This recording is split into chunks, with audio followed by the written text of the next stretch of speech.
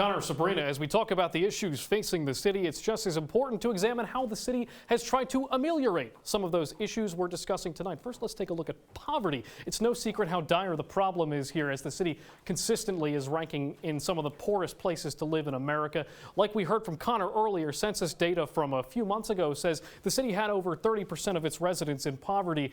That's far higher than the national and the state average. So what has been done here in the city to try to solve that problem? Well, the city's anti-poverty organizations, some privately nonprofit organizations in town, are continually using grants to contribute to solving poverty programs. Those grants can come at the state and the national level. The problem is they find themselves borrowing money, as the Post-Standard reported, to keep those programs intact. But the good news is that as far as housing goes, the eviction rate is down 75%, according to a Post-Standard report from earlier this year that looked at 2018 data. The city began what is described as an eviction intervention program, and that topic leads us right into jobs here. Perhaps the biggest project to try to get jobs here to Syracuse is the $200 million Syracuse Surge project led by Mayor Ben Walsh. It's described by the city as an economic growth project, and just last week the city picked up a deal with Microsoft that's in the works in association with Syracuse University to bring a smart city tech hub to Syracuse.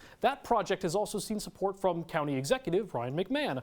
But one issue, as Gabrielle mentioned, with tech jobs coming to the city, is it can be high-skilled labor, and that's generally locked to the people with a degree and expertise in that field. As Syracuse looks to bring its technology sector up to date, let's move on a little more broadly to infrastructure here. Over the past few decades, the city has tried to get residents who say they have lead pipes to get in touch with the city, because Syracuse actually has a program to help you replace your lead pipes. If you think you have them, get in contact with the city. They'll help you replace them. You'll just have to pay for that plumbing replacement through taxes